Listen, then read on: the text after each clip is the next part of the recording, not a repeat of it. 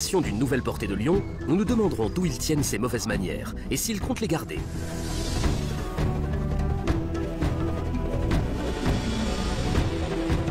En clair, est-ce un comportement typique de leur espèce ou doit-on les considérer comme des lions qui tournent mal?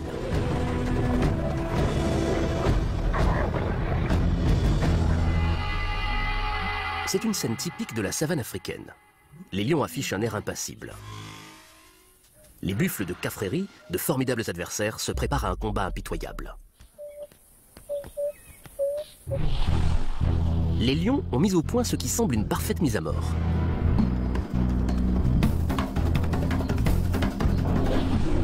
Ils peuvent compter sur la force conjuguée des membres de la troupe pour abattre ces géants. Et ils ont des mâchoires spécifiquement conçues pour broyer les trachées, le baiser de la mort, rapide et propre. Un grand classique.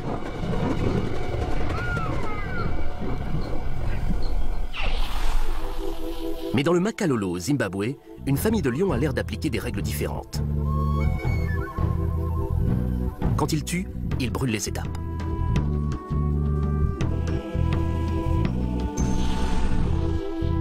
À cette époque de l'année, la portée de l'an dernier vient grossir les rangs de la troupe. Exceptionnellement, 7 des 8 lionceaux sont des mâles. Ce facteur peut-il expliquer la technique de chasse particulière de cette famille? Au sein du groupe, c'est le mâle dominant qui tire les ficelles. Pour tous les lions qui vivent ici, le buffle est la clé de la survie. Une proie moins volumineuse ne suffira pas à nourrir une troupe de cette taille. Les 7 frères ont une sœur. Fille de Liduma, la plus âgée des femelles, Ebi a un avenir tout tracé. Elle n'a qu'à copier sa mère. En revanche, Liduma risque d'avoir plus de mal à former ses fils à l'art de tuer. 2 d'entre eux semblent déjà montrer d'excellentes dispositions. Marlou a tout dans les muscles et Kimba tout dans la tête. Ensemble, ils peuvent réellement faire bouger les choses. Mais ils doivent avant tout apprendre à chasser. Le temps qu'il leur reste à passer dans la sécurité de la troupe leur est compté. Ils suivent les femelles dominantes. Notre premier aperçu du fonctionnement de cette famille. Mardi, la sœur de Liduma, identifiée par un collier émetteur, est une sorte de second mentor pour les lionceaux. Comme l'apprentissage se fait sur le tas, Mardi vient aussi appuyer Liduma lors de ses attaques. Quand l'heure de la chasse a sonné, ce sont elles que les lionceaux doivent observer. Le reste du temps, c'est le mâle de la troupe, Pamui, qui fait régner la discipline au sein de la famille. Avec ses 180 kilos, au moins 2 fois le poids d'un homme adulte, il commande le respect, même aux lionnes plus âgées. S'il sent la moindre contestation, la situation peut s'envenimer.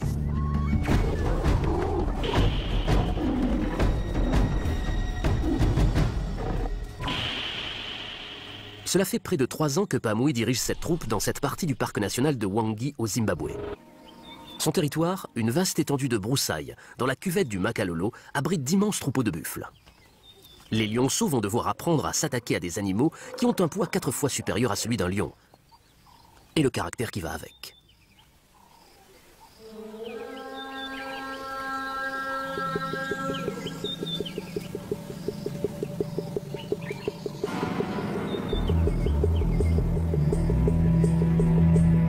Maintenant qu'ils sont plus grands, les petits vont avoir l'occasion de participer à une vraie chasse.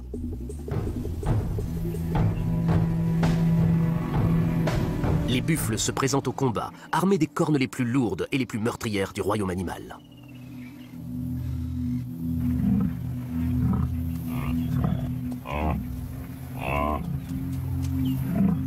Première leçon, apprendre à repérer la cible la plus facile. Quand les grands mâles resserrent les rangs, le troupeau est pratiquement invincible. Liduma prend la tête de la troupe. Elle est toujours aux avant-postes. Mais comment les nouvelles recrues vont-elles réagir devant la ligne de front des buffles?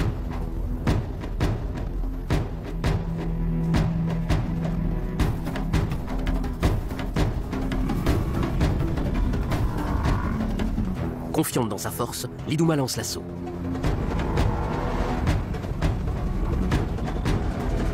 Elle a une petite femelle dans sa ligne de mire. Les 2 lionceaux viennent l'appuyer sur ses flancs. Les buffles ripostent. L'Iduma se replie et les petits se dispersent. Mais elle n'abandonne pas la partie si facilement. Elle lance une nouvelle attaque, mais le troupeau a repris l'avantage.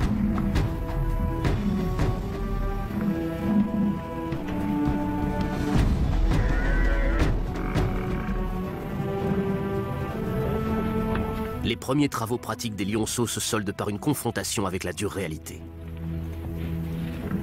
Qu'est-ce qui s'est passé? Tout avait bien commencé. L'Iduma avait saisi sa chance. Un animal qui était resté à l'écart pendant que la panique s'emparait du troupeau. Mais ses fils et le reste de sa troupe ne sont pas venus la seconder à temps. Ce qui a permis aux buffles de se regrouper.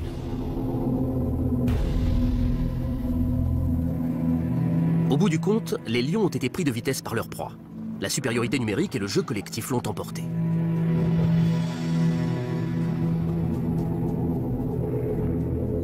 Buffle 1, lion 0. Ces lionceaux ont encore beaucoup à apprendre. La jeune femelle aussi. Elle l'a échappé belle. Mais elle a au moins montré qu'elle avait hérité des talents défensifs de sa race. Et elle en aura besoin.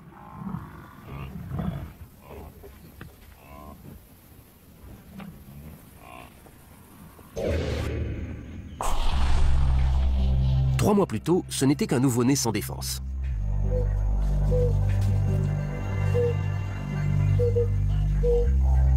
Encore couverte de placenta, elle s'est péniblement dressée sur ses pattes et en quelques jours, elle a rejoint la sécurité du troupeau.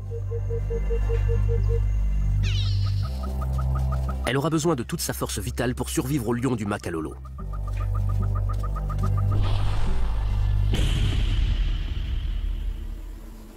C'est la saison la plus sèche de l'année et la troupe prend l'habitude de repas plus faciles.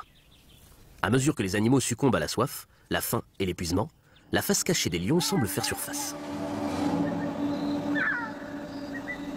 Un éléphanteau blessé progresse péniblement au milieu des broussailles.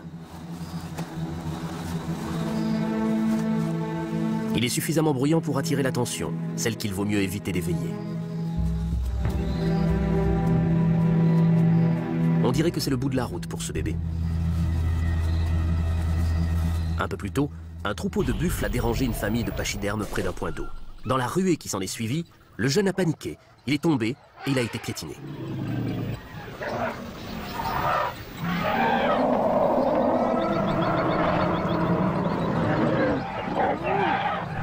Laissé pour mort, il a réussi à se redresser.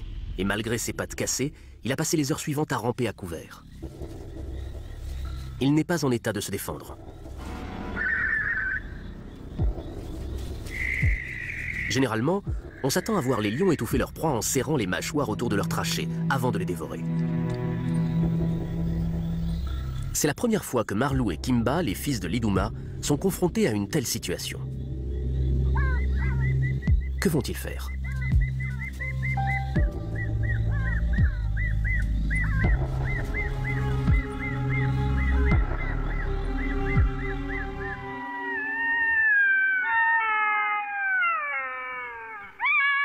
L'aube révèle les événements de la nuit précédente. Il y a déjà plusieurs heures que les lions ont attaqué leur repas. Pourtant, ils n'ont toujours pas tué l'éléphanteau. Il est encore vivant, mais il bouge à peine. Le traumatisme l'a probablement plongé dans un état semi-comateux.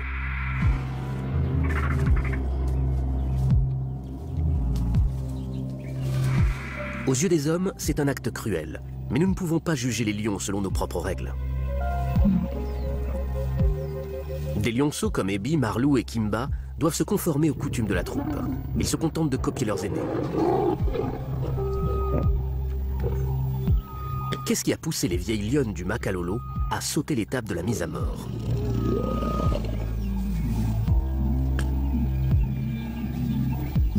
La réponse se trouve peut-être dans le comportement de leur victime. Ce bébé éléphant n'a opposé aucune résistance. Une mise à mort rapide d'une précision chirurgicale ne servirait-elle qu'à maîtriser une proie qui se débat? L'éléphanteau est mort quelque temps plus tard. Mais les mouvements de la troupe après cet événement peuvent nous révéler ce que cache ce comportement inhabituel. À plusieurs reprises, ils ont abandonné la carcasse avant d'y revenir. Le fait qu'ils se permettent de laisser leur repas sans protection indique qu'ils ne craignent pas la concurrence. Sur le territoire défendu par Pamui, la famille de l'Iduma ne rencontre aucune opposition. Ce n'est pas un cas unique chez les lions sauvages, mais c'est un rare privilège.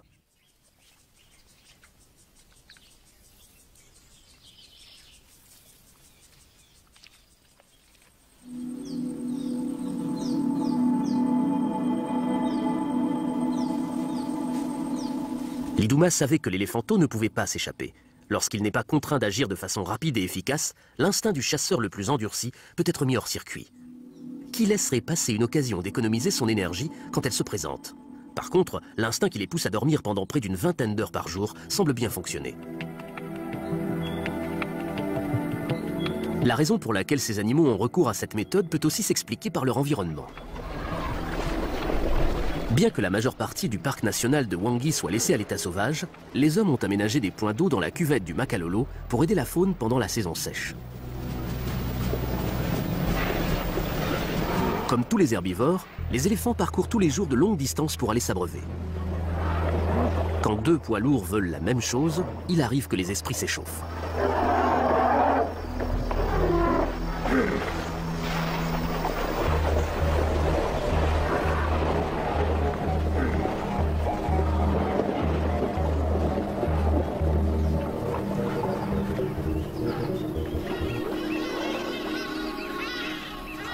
Devant le flot régulier d'animaux assoiffés qui traversent leur territoire, il semble logique que les lions adoptent une technique de chasse qui leur permettra de profiter au mieux de cette manne. Quant au lionceau, la question qui se pose est la suivante.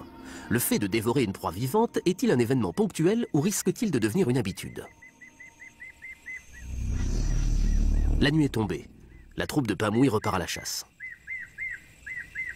Une autre séance d'entraînement pour les jeunes. L'Iduma est encore une fois le pivot du groupe. Il n'est pas rare que les femelles adultes effectuent le plus gros du travail de la chasse. Mais ce soir, l'Iduma a une tâche encore plus importante. La force de Marlou et l'intelligence de Kimba se sont développées. Mais pour que leur contribution soit valable, leur mère doit leur apprendre encore une chose.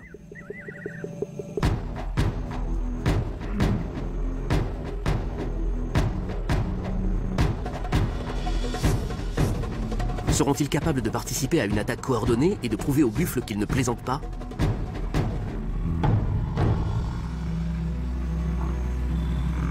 Les veaux, petits et vulnérables, sont maintenus au centre du troupeau, à l'écart de la ligne de tir.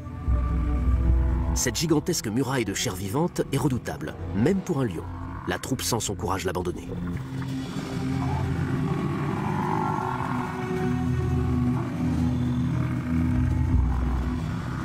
Il se peut que les buffles aient perçu une faille dans la stratégie des lions. Peut-être ont-ils détecté l'incompétence des fils de l'Iduma. Qui sait? Quoi qu'il en soit, les gigantesques herbivores repoussent leurs oppresseurs. Une fois encore, les fils de l'Iduma ont failli à ses espoirs. Une approche aussi imprécise exposerait n'importe quel jeune mâle à des perspectives d'avenir limitées.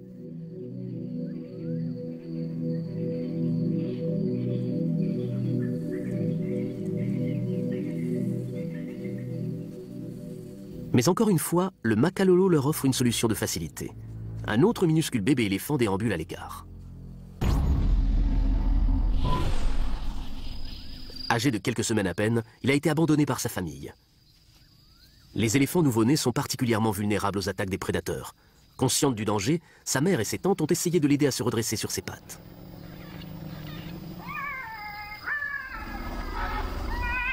Mais il n'en avait pas la force.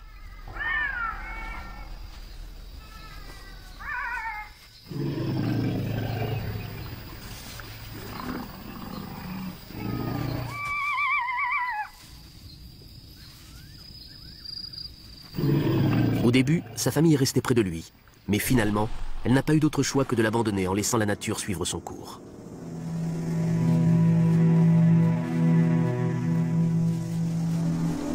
Il a survécu quelques jours, mais laissé à lui-même, il court un grave danger. La troupe a décelé son odeur.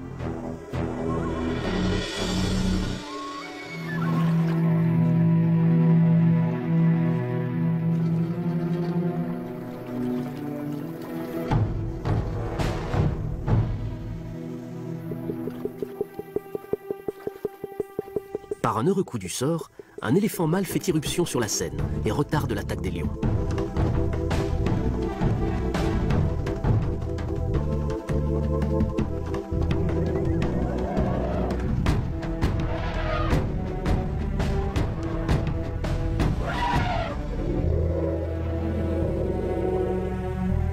Les félins attendent la suite des événements.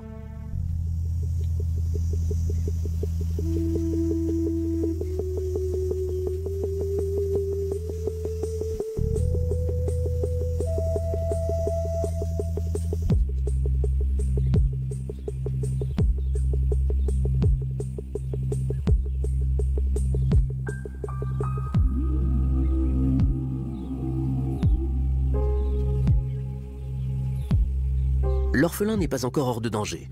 Comment le grand mâle, un solitaire aux réactions imprévisibles, tolérera-t-il la présence de l'éléphanteau? Ils forment une alliance hautement improbable.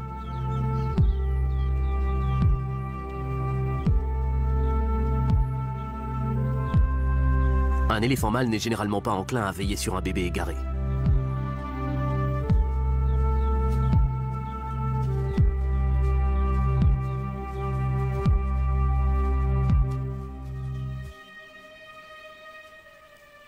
Leur nouvelle amitié n'a duré que quelques heures.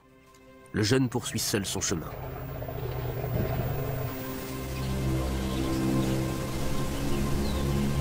La savane africaine ne fait pas de prisonniers. Les malades et les nécessiteux se détachent comme de véritables balises pour les prédateurs opportunistes.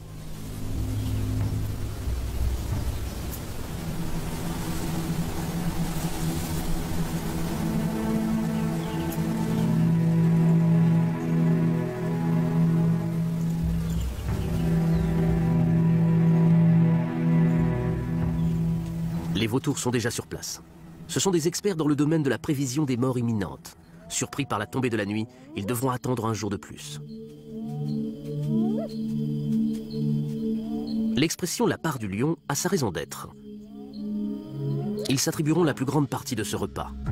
Déshydraté, probablement traumatisé, le bébé éléphant rend l'âme, s'épargnant ainsi une mort plus horrible.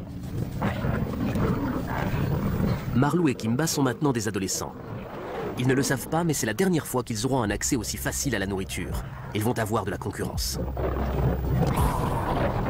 Bien qu'ils n'en aient pas conscience, leur mère Lidouma est à nouveau pleine. Marlou, Kimba et leurs 5 frères vont bientôt devoir envisager de changer d'air. Il y a 3 mois et demi, Pamouille a détecté l'odeur qui lui indiquait que les lionnes étaient prêtes à s'accoupler. Il les a montées plusieurs fois par heure pendant 4 jours, un véritable marathon sexuel.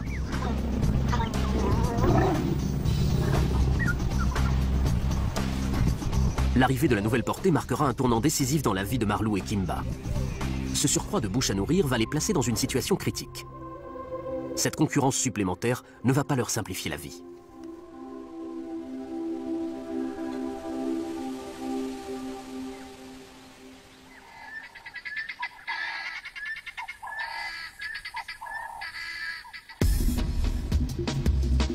Même s'ils ont grandi en force et en assurance, les frères n'ont toujours pas tué.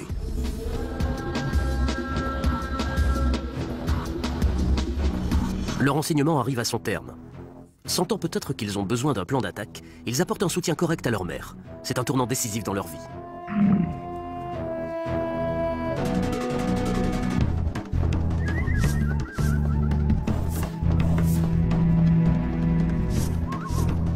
Les buffles ont l'air déstabilisés. Une charge éclair sème la panique dans leur rang. Dans la confusion, un animal se laisse distancer.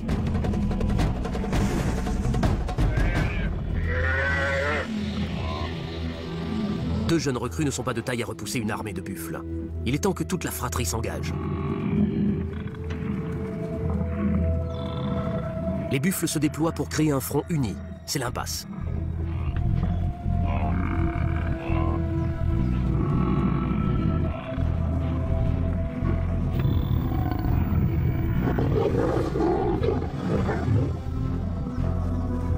Les lionceaux ont encore besoin d'un vieux briscard pour mettre la touche finale.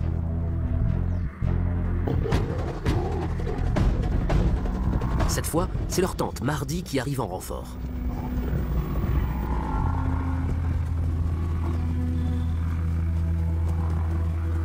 Les jeunes ont participé à l'exécution d'une embuscade classique, mais ils ne sont toujours pas capables de finir le travail.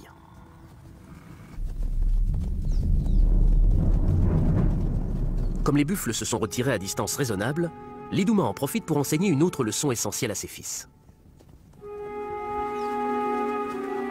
Au lieu d'étouffer rapidement le veau, elle le lâche pour permettre aux jeunes de le tuer. Brusquement confrontés à cette possibilité, les lionceaux semblent déconcertés, presque indifférents. On a l'impression de regarder un chat domestique qui joue avec sa nourriture. Ces lions ne sont-ils pas suffisamment affamés pour tuer leur proie? Il est extrêmement rare de voir un lion retenir son instinct de tueur. Même Mardi semble avoir une approche nonchalante de la mise à mort.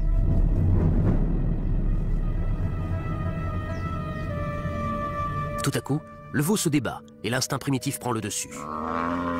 Mardi attrape l'animal à la gorge. Une légère pression continue suffira à asphyxier l'animal, mais elle ne va pas jusqu'au bout. Espère-t-elle que les lionceaux viendront faire une nouvelle tentative ou partage-t-elle la même désinvolture vis-à-vis de la mise à mort? Face au courroux et au puissant armement des buffles, se peut-il qu'il n'ait tout simplement pas envie d'apprendre à tuer selon la méthode classique? Les lions attendent la tombée de la nuit pour se mettre à table.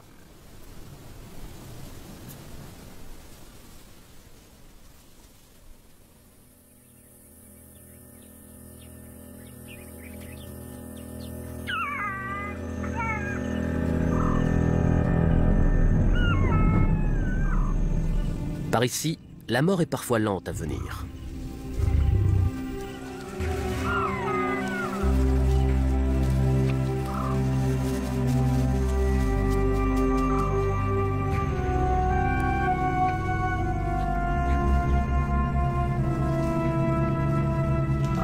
Marlou et Kimba ont d'autres problèmes à résoudre.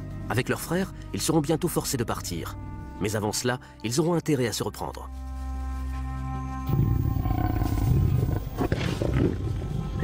La dynamique familiale est sur le point de changer. En grandissant, les jeunes mâles tendent à dominer leur mère, mais ils ne sont toujours pas capables de tuer par eux-mêmes.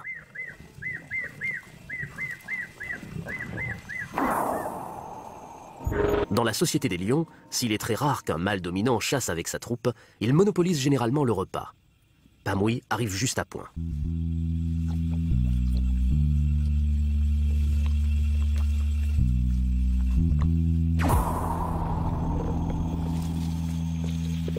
Kimba et Marlou lui font de la place. Les deux frères sont unis par un lien très fort, un lien qui pourrait un jour les placer en concurrence directe avec leur père.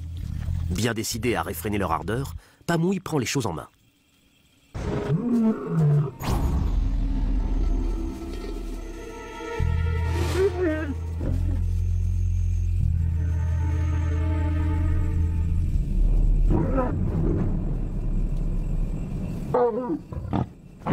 Voyant sa progéniture agglutinée autour de la carcasse, il lui donne une bonne correction. Les jeunes ont appris une autre leçon. Les grands mâles sont les premiers servis. Kimba attrape ce qu'il peut et bat en retraite. La nouvelle portée a droit à un traitement de faveur. Désormais, c'est eux qui retiendront toute l'attention des adultes.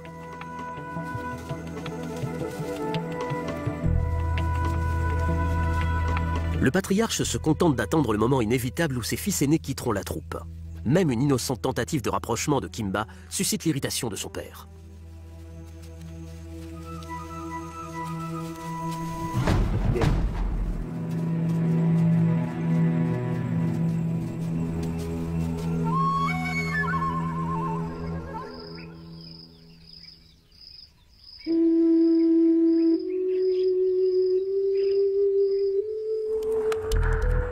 Les tensions couvent jusqu'au mois d'octobre. C'est alors que la canicule s'abat sur le Makalolo.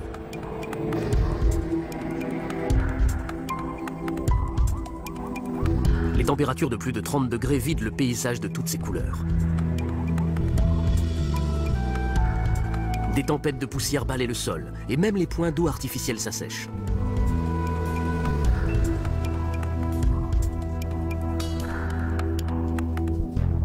Pamouy doit s'enfoncer avec sa troupe dans les broussailles. Kimba, Marlou et les autres adolescents suivent encore la famille. La nourriture venant à manquer, ils tiennent encore un rôle essentiel dans l'équipe. Toutefois, leur mère surveillera tous leurs gestes. Les nouveaux lionceaux sont maintenant sa priorité.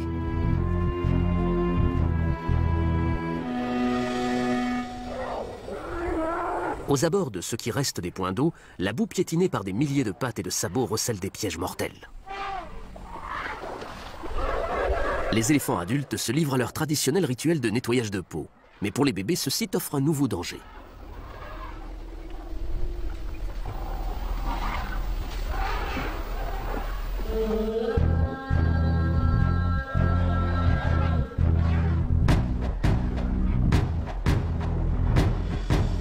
La boue agit comme du sable mouvant dans lequel le petit s'enfonce jusqu'au poitrail. Il n'a pas la force de s'extirper, et plus il se débat, plus il s'enfonce.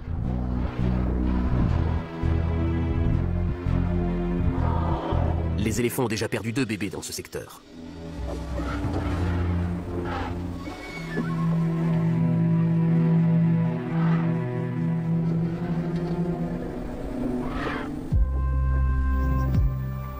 Cette fois, l'intervention de la mère est couronnée de succès.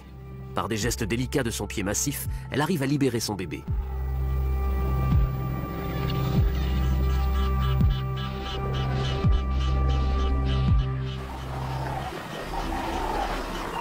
La boue est une menace pour tous les animaux. Les buffles ont de larges sabots aplatis qui leur permettent de rester à la surface, mais la mare est criblée de fondrières invisibles. Il suffit de glisser dans l'une d'elles pour être aspiré par la boue.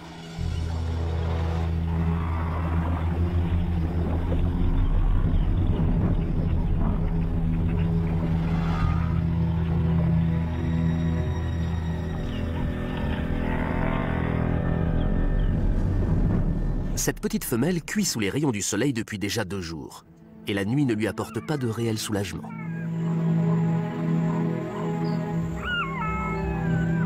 Les chacals sont devenus de fidèles compagnons. Ils attendent que la couche superficielle de boue durcisse suffisamment pour leur permettre d'accéder au festin.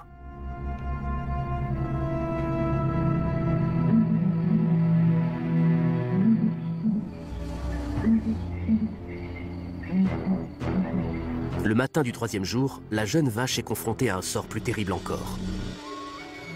La troupe du Makalolo fait son apparition. Comme d'habitude, l'Iduma prend la tête des opérations. Pour avoir une bonne prise sur l'animal, elle a besoin de l'atteindre sans s'embourber. Si elle y arrive, sa famille mangera à satiété.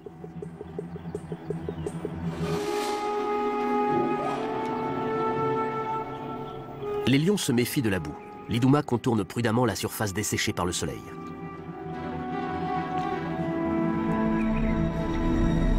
Alors qu'elle pourrait se contenter de commencer à dévorer la croupe tendre, l'Iduma semble vouloir montrer à ses petits une mise à mort exécutée dans les règles.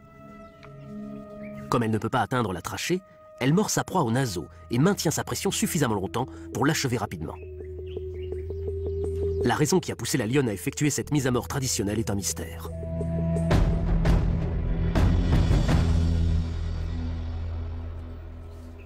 Mais elle a montré l'exemple à ses lionceaux, en leur faisant comprendre qu'ils devaient évaluer chaque situation et prendre des décisions rapides.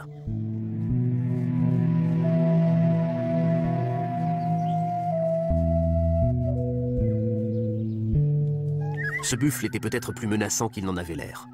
S'il s'était débattu, il aurait pu entraîner un des lions dans la boue. En le tuant rapidement, l'Iduma s'est assuré qu'il pourrait le dévorer sans danger.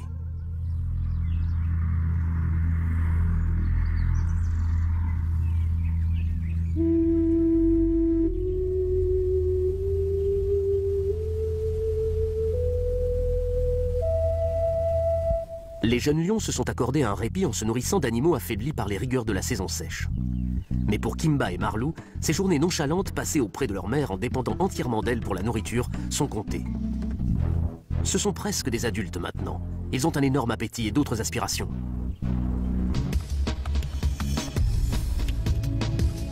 Le mois de novembre apporte la fraîcheur tant attendue.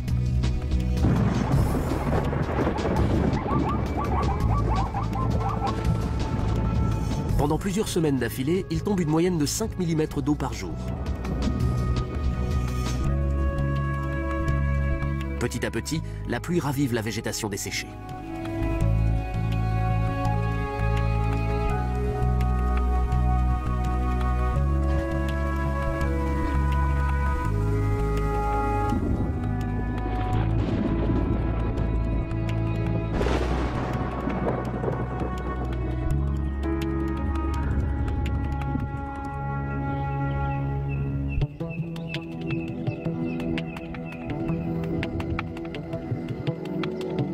Les animaux qui restaient cachés ou cantonnés autour des rares points d'eau qu'ils pouvaient trouver sont à nouveau libres de vagabonder pour s'alimenter et s'accoupler. C'est le retour du baby-boom annuel.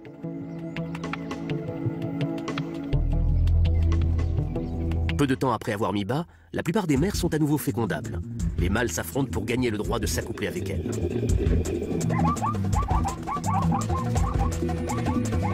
Les zèbres se mordent et se donnent des coups de sabot.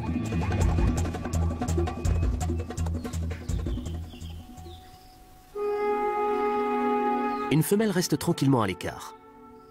Son bébé mort-né gît sans vie depuis plus de 24 heures. Mais elle continue à veiller sur lui.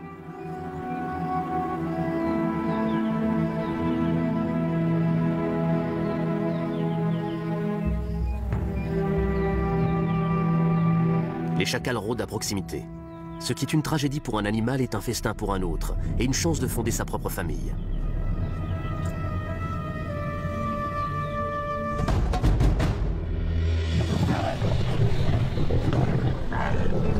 Dans le Makalolo, les pluies sont synonymes d'abondance, mais aussi de bouleversement. Les adolescents de la troupe abordent une période difficile. Ils doivent travailler pour gagner leur nourriture et prennent régulièrement part à la chasse.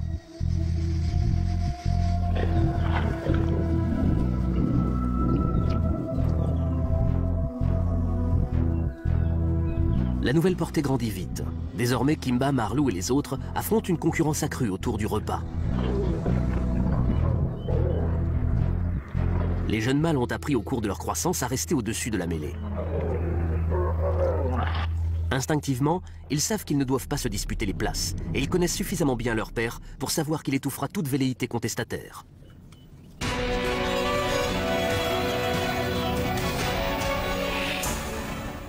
Nous aurions pu révéler son endurance sur un pont sans fin, prouver sa robustesse sur une route de montagne, démontrer sa fiabilité dans un désert et laisser le soleil souligner son design.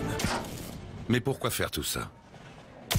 Dacia Sandero, 7 990 €. Pas besoin d'en rajouter. Oh, t'as l'air reposée? Si tu savais. T'es radieuse! Q10 crème d'énergie. Attaquez la journée avec un teint reposé comme après une bonne nuit de sommeil. L'alliance du Q10 et des baies de goji pour réduire les premières rides et marques de fatigue. Q10 crème d'énergie de Nivea, élu produit de l'année 2014. Nouveau, le pouvoir du Q10 dans une CC crème correction teint. L'outil 3 en 1 de Black & Decker coupe les bordures, fait les finitions et permet même de tondre avec un seul et même outil. Il prend peu de place à ranger. Outil 3 en 1 Black & Decker. 3 applications, une solution. Un casse-tête animalier plein de vie. Sortez les fusées. Pet Rescue Saga, à télécharger gratuitement dès à présent. Coupe du monde de la FIFA 2014. Intégrale, 16h, 2h du matin, tous les matchs sur RMC. RMC, c'est là que ça se passe. Déclip Battle. Les branches se clipent et se déclipent. Parce que nous avons tant de choses à partager. Partageons-les. Atoll, créateur citoyen. Voici ce qui défile sous vos pieds lorsque vous roulez à 30 km/h. En cas de chute, avec un équipement complet, vous pouvez glisser plusieurs secondes en restant protégé.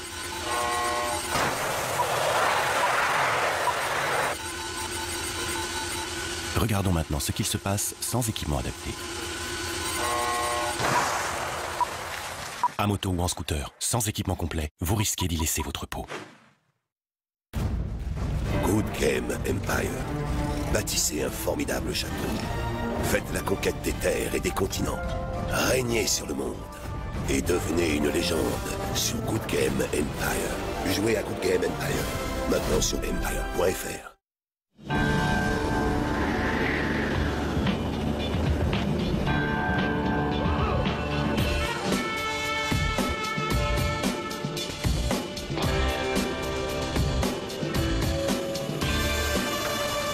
Comme quoi, on peut s'imposer sans en rajouter.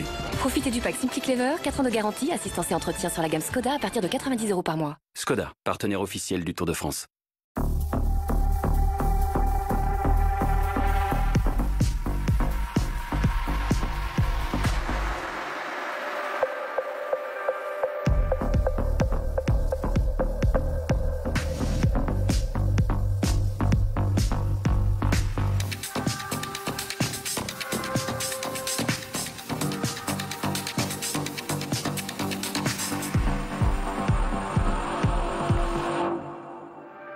What did you expect?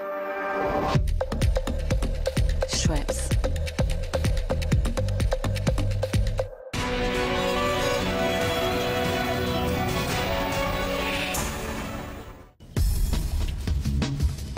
Mais après le repas, les dissensions sont temporairement oubliées et toute la famille s'offre un moment de détente. Les lionceaux comblent vite leur retard et les mères ont de quoi s'occuper.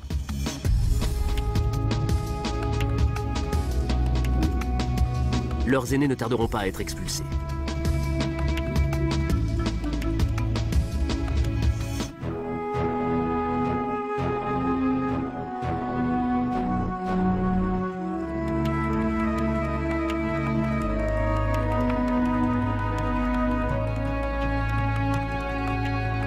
De plus en plus souvent, le gang des adolescents se repose à l'écart du reste de la troupe.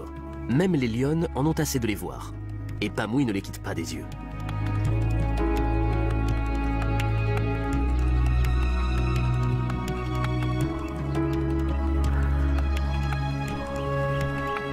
Ils forment une redoutable coalition. 7 nouveaux mâles qui pourraient un jour menacer leur père dans son statut de seigneur du Makalolo. Leur réussite dépendra de la force de leurs liens. Même sans leurs autres frères, Kimba et Marlou pourraient faire sérieusement concurrence à leur père pour ce qui est des femelles et du gibier. Leur unique sœur restera dans la famille. Les jeunes femelles quittent rarement le clan maternel. En revanche, ses frères devront partir avant d'avoir atteint leur maturité sexuelle, vers 2 ou 3 ans. Et dans ce secteur, ils seront bien forcés de chasser le buffle s'ils veulent avoir la moindre chance de survivre. Kimba et Marlou vont affronter un environnement dangereux et imprévisible. Ils devront traverser une multitude d'autres territoires. Les mâles des troupes environnantes seront prêts à défendre leur lopin de terre jusqu'à la mort. Maintenant que leur crinière s'épaissit et que la testostérone commence à bouillonner dans leurs veines, ils ne tarderont pas à avoir eux-mêmes envie de partir. Espérons que ce qu'ils ont appris leur permettra d'affronter de nouveaux rivaux.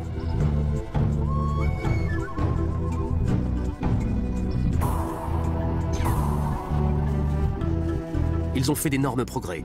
Les jeux innocents de la petite enfance ont cédé la place à des déplacements sophistiqués sur le champ de bataille.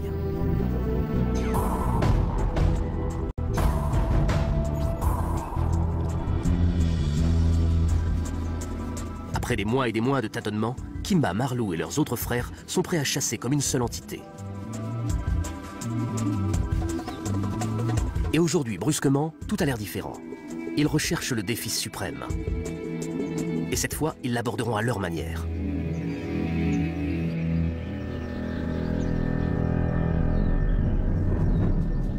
Exceptionnellement, ils n'ont pas de lion adulte pour les sortir du pétrin.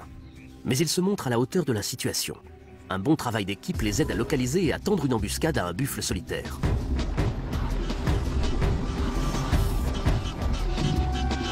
Le vieux mâle sait que les lions détestent se mouiller les pieds. Il s'offre un répit en plongeant dans la mare.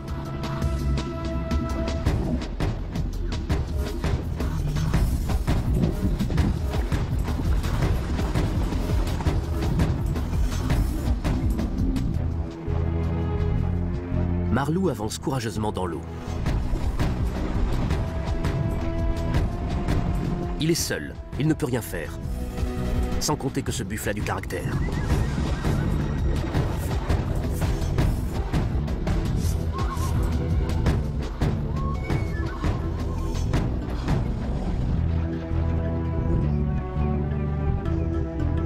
Mais les lionceaux ne veulent pas s'avouer battus. Ils ont acquis de la maturité et de la patience. En travaillant ensemble, ils prouvent qu'ils peuvent se débrouiller seuls.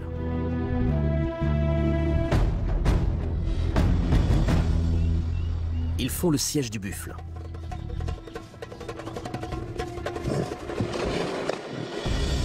Les frères jouent la sécurité, et ils ont bien raison. Un faux pas et ils glisseraient à la portée de ces cornes meurtrières.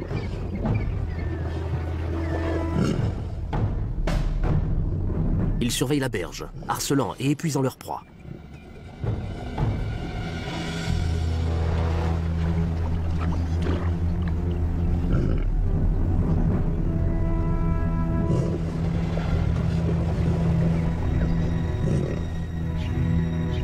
Malgré leur persévérance, ils vont rencontrer un obstacle de dernière minute.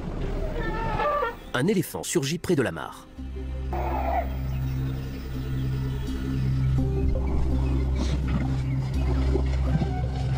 Le buffle profite de cette distraction pour s'enfuir.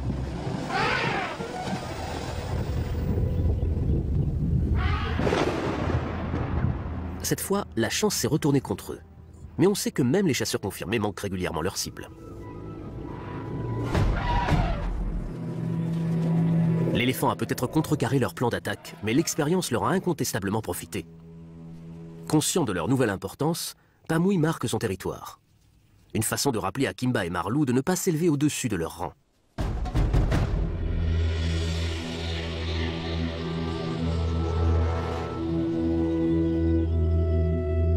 La saison faste est terminée. Dès le mois de juin, tout est à nouveau desséché. Mais les jeunes mâles restent dans le groupe.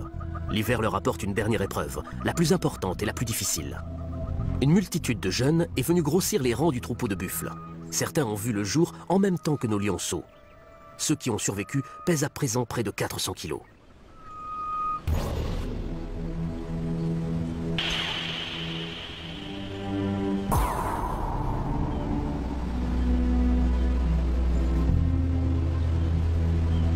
Un supplément de muscles pour renforcer la ligne de défense du troupeau.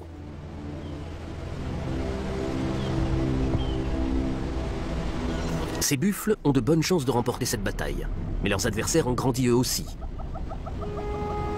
Les deux camps savent que l'affrontement est inévitable. Kimba, Marlou et leurs frères sentent qu'ils vont bientôt devoir quitter le Makalolo. Vont-ils obtenir leur diplôme de l'école de chasse de l'Iduma aujourd'hui?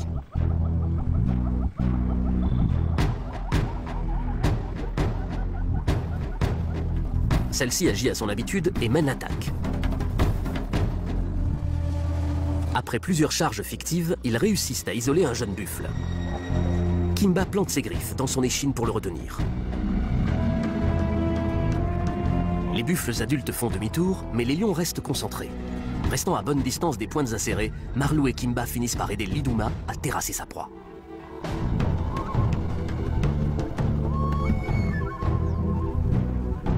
L'Iduma a mené la chasse, mais c'est son fils Marlou qui vient triomphalement réclamer son butin. La question qui se pose est, que va-t-il faire à présent? Les buffles n'ont pas abandonné la partie, et l'Iduma repart à l'attaque.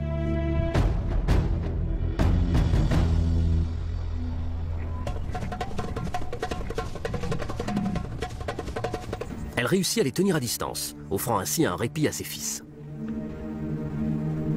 Même s'ils l'ont aidé, on dirait que la responsabilité finale échoue encore à leur mère. Elle va directement à la gorge. L'animal est asphyxié et meurt en quelques minutes. De toute évidence, ces lionceaux n'apprendront pas à achever leur proie tant qu'ils n'auront pas quitté leur famille et qu'ils ne seront pas forcés de le faire eux-mêmes.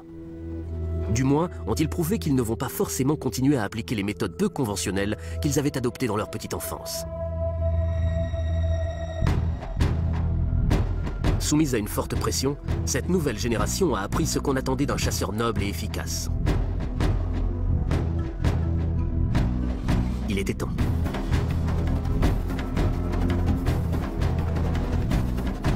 Une incursion dans le territoire voisin donne à Marlou et Kimba une énorme frayeur quand le concurrent direct de Pamui leur offre un avant-goût de ce qui les attend. Comprenant qu'il est temps de partir, Marlou et Kimba mènent l'exode. Leur père a maintenant une nouvelle portée qui aidera les femelles à chasser. Mais ils partent avec suffisamment d'expérience pour survivre hors du monde douillet du Makalolo. En temps voulu, cette puissante coalition de frères régnera sur un autre secteur de la savane. Pour leur mère, la vie continuera son cours habituel. Le cycle de bombance et de famine se poursuivra dans le Makalolo, et l'Iduma continuera à encaisser les coups. Qu'elle commence ou non par tuer sa victime dépendra de ce qu'elle jugera bon sur le moment. Les lions ne sont pas les nobles chasseurs que nous nous plaisons à imaginer. Tout comme nous, ils aiment brûler les étapes et choisir la solution de facilité quand elle s'offre à eux. Et si cela implique de dévorer une proie encore vivante, tant pis. Mais ces lions ne sont pas des lions qui ont mal tourné. Ils se contentent d'être eux-mêmes.